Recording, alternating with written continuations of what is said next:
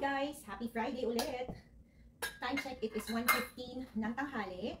Nakaligo na tayo guys. Galing tayo sa work kaninang umaga. Kumain na din tayo ng lunch. Si Daddy ay dumating ng around 12 o'clock, kaya sabay kaming kumain. So, dahil wala tayong masyadong patient today, at dahil bukas ay homecoming ni ate, mag-bake tayo ng banana muffin para idalhin natin to sa bahay ng kanyang best friend. So, bukas guys, magpe-prepare siya, tsaka yung mga kaibigan niya sa bahay ng kanyang best friend. At dahil tayo ay pupunta doon para siya ay picturean, nakakaya naman na wala tayong bitbit. At dahil marami tayong leftover na saging, naisipan ko na gumawa na lang ng banana muffin. So, hindi ko na na-videohan guys dahil nagmamadali din ako. Pero na-mix ko na ang ating dry ingredients. Ito yung mga flour, baking soda, baking powder. Ito na ang ating wet ingredients. Pakita ko sa inyo ang mixture ng ating bananas, sugar, eggs, and butter. Nakaready na din ang ating mga muffin tin. So, pagsasamahin lang natin ang wet and dry ingredients. Tapos, pwede na yung scoop sa ating muffin tin. So, na-mix ko na to. So, ang gagawin lang natin guys ay pagsasamahin na natin ang dry and wet ingredients. Dahil 24 pieces or 2 dozens yung gagawin ko, yung recipe ko guys, dinoble ko na. Dahil maraming, doon sa bahay ng best friend ng aking anak, marami sila doon. Pati yung kapatid niya ay uuwi from Rhode Island dahil siya yung mag-aayos kila ate siya sa mga kaibigan niya. Plus, yung mga parents din ng mga girls ay pupunta doon para mag-take ng picture. So, kami ni Daddy ay pupunta rin siguro around mga 5 o'clock na or 5:30 dahil 7:30 ang simula ng homecoming. So, ito na guys, na-mix ko na ang wet and dry. Ayan. Pagsasama-samahin lang natin, i-combine lang natin ito. Tapos, scoop na natin sa muffin tin. Nilagyan ko na rin ng liner. Gumawa rin tayo ng streusel para sa toppings. Dahil meron tayong chocolate chip, lalagyan din natin ng chocolate chip. Nakikita nyo ba guys? So, ito na yung ating mixture. Malapot talaga siya.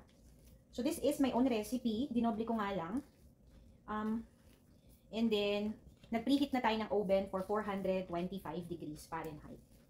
Hindi ko alam kung makakagawa tayo ng 24 pieces. Hopefully naman, para syempre lahat makakain. So, ito naman ay light snack lang.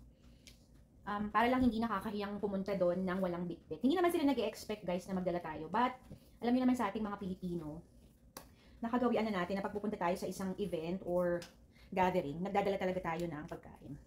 Huwag din natin i-overmix dahil ayaw nating matigas ang ating banana muffin. So, I think ito ay well combined na. Ito na yung streusel guys na nagawa natin. Ito yung toppings natin. Okay. So, tara na at scoop na natin ito. And then, i-bake natin to for 8 minutes. Yan. Gamit ako ng ice cream scooper para mabilis. Unahin natin yung green. Yan. Sana makagawa tayo ng 24 pieces. Para lahat naman makatikim. Para hindi naman sila mabitin. So, dahil tayo ay mahilig mag-bake, kaya naisipan ko na lang na kaysa bumili ako ng ready na pagkain, magdala na lang tayo ng muffin. Ayan. So, yung bahay ng best friend ni ate ay almost 20 minutes drive din dito sa aming lugar. So, dadalahin natin siya doon after lunch. Magpe-prepare sila. Siyempre, alam nyo na, mga dalaga, magbe-makeup. Tapos, mag-aayos pa sila ng buhok. And then, syempre, merong pictorial. Importante na mapicture natin ang ating dalaga dahil yan ang kanyang first homecoming. Ayan. So, pinupuno ko yung ating muffin liner o yung muffin tin para talagang nakalobo siya. Ayan. Actually guys, nasobrahan ko yata ng scoop. Lalagyan pa natin to ng streusel pag scoop. Baka umapaw na to. Anyway, wala na tayong magagawa guys. Nandiyan na yan. Okay. Ayoko kasi yung medyo flat. Maganda yung sa muffin, yung talagang maumbok. Ayan. Okay. So, tingnan natin kung makakapuno pa tayo ng 12 pieces. Kung hindi naman guys, kung ilan lang yung magkasya dito, pwede na yan. Ito naman ay ano lang, merienda lang. Kasi habang nag-aantay tayo, syempre matapos mag-makeup yung mga dalaga natin, habang nagkwentuhan ng mga magulang, syempre, masarap din na meron tayong pinapapak. So, ang Thanksgiving is tomorrow, from 7:30 to 10 o'clock or 10:30 ng gabi. Yan guys ay parang JS prom. Pero kasi diba ang JS guys, pang senior lang, tsaka junior. Ito guys, para ano din, sa buong high school. Dahil si ating ay freshman, ayan. Kasali siya dyan.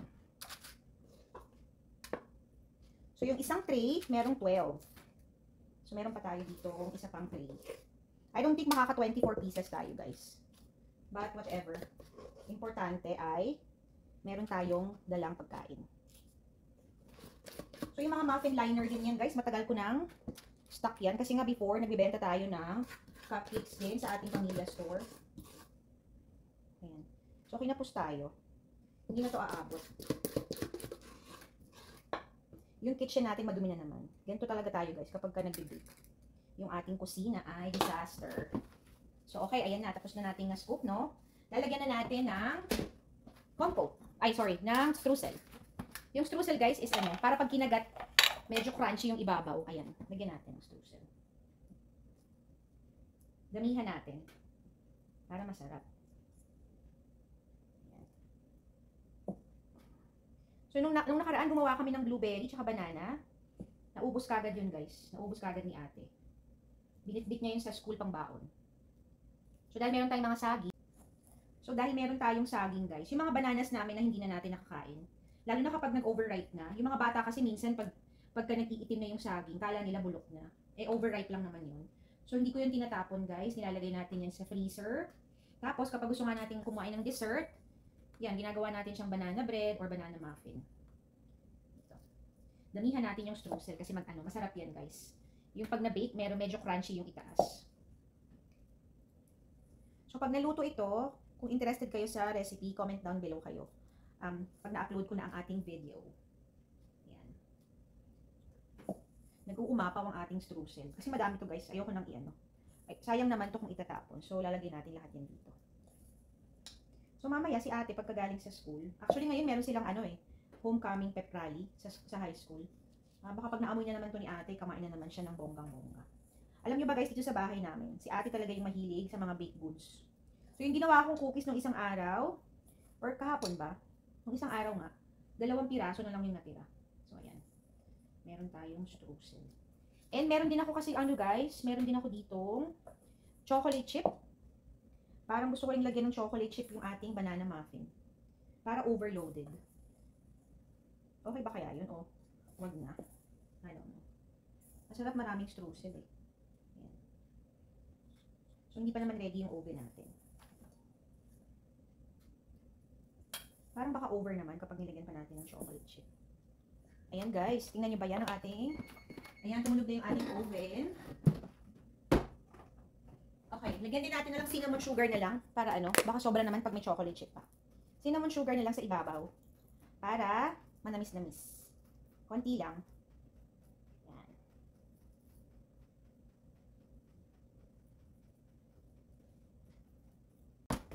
Okay guys, isalang na natin ang ating banana muffin. So, ito na ang before. Pakita ko sa inyo ang after. After 10 minutes.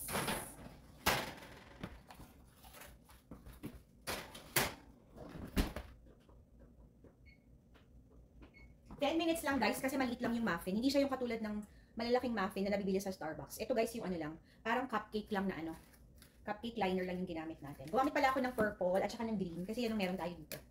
So ito na guys ang ating kitchen. Sobrang dami na nating hugasin. Balikan ko kayo mamaya pagkatapos mabake ng ating muffin. Okay guys, hindi pa rin luto yung ating muffin dahil makapal kasi yung ginawa kong scoop dun sa muffin liner. So dinagdagan ko ng 5 minutes pa dahil nag-toothpick test tayo, basa pa yung gilid or yung pinakagitna. On a side note, ito na guys yung ating napitas na mga dahon ng sili. So yung mga sili natin sa yung bell pepper tsaka yung long hot pepper natin sa tagiliran, pinutol ko na yung sanga. Ito na yung mga nakolekta natin na gagamitin para sa ating tinola ngayong winter. So nakagawa tayo ng 1, 2, 3, 4, 5, 6, 7, 8, 9 na supot guys. I-freeze natin ito and then pag tayo ay magluluto ng chicken tinola, kukuha lang tayo ng isang balot para ilagay sa ating sabaw. At talaga namang napakasarap nito. So yun lang, pinakita ko lang kasi guys meron akong separate video kaninang umaga nung kinuha natin yung dahon ng sili. I-upload natin yan maya-maya lang. Asikasuhin ko muna yung aking pag-bake at ilalagay ko muna to sa freezer. Balik tayo mamaya. Commercial break ulit guys. Meron pa tayong 3 minutes. Pakita ko lang sa inyo yung ating second batch ng apple pie. Yung ginawa ko ng first guys na nung isang araw, yung pinakita ko sa Facebook, naubos na yon. Ito na ang ating second second time na nag-bake. Ako lang yung kumakain nito tsaka si daddy kasi yung mga bata hindi masyadong gusto. Pero ayan guys yung loob. Tingnan niyo yan. So ito guys, ilagay muna natin sa fridge. Kasi nag-dessert kami ni daddy. Pagkatapos namin kumain ng lunch, nag-slice lang ako ng konti para sa ating panghimagas.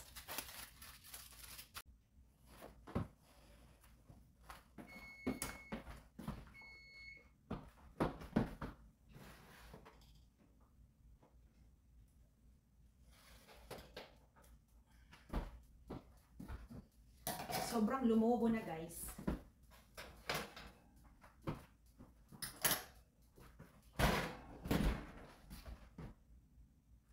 I-toothpick test natin ang ating muffin kung yan ay luto na. Para siguraduhin na hindi naman hilaw ang ating idadalahin doon sa bahay ng friend ni ate. So, itusok ang toothpick.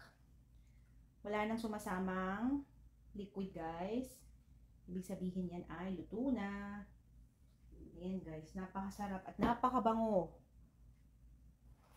Nakikita nyo ba, guys? Sana naman ay hindi natusta. Pero ito, guys, ang ating napakasarap na banana muffin. So, ito meron tayong 12. And then, dito naman ay 9 pieces. So, meron tayong hindi pa tayo guys 21 ba? Ano ba? 21 pieces over all in all. Ayan guys. I-turn off na natin ang oven. So time check 1:50 ng hapon. Papalamigin lang natin ang ating mga muffin. Tapos ilalagay ko na to guys sa box para hindi naman siya manigas. Ayan guys, ang ating streusel. Nakikita nyo ba yan? Itong itim na yan guys ay cinnamon.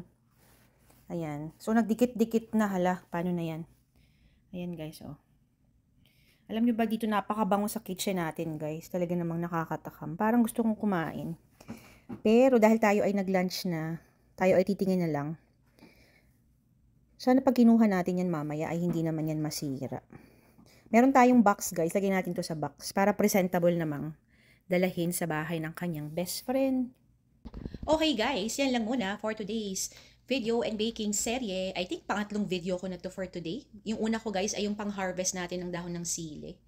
And then yung pangalawa ay yung ako ay gumagawa ng aking lunch na spicy Mongolian noodles na hindi naman natuloy. Thank you so much again guys. Remember, every gising is a blessing. Ayan na guys, ang ating freshly baked banana muffin with cinnamon streusel on top. Ito guys ay dadalhin natin sa bahay ng best friend ni ate tomorrow for their homecoming snack.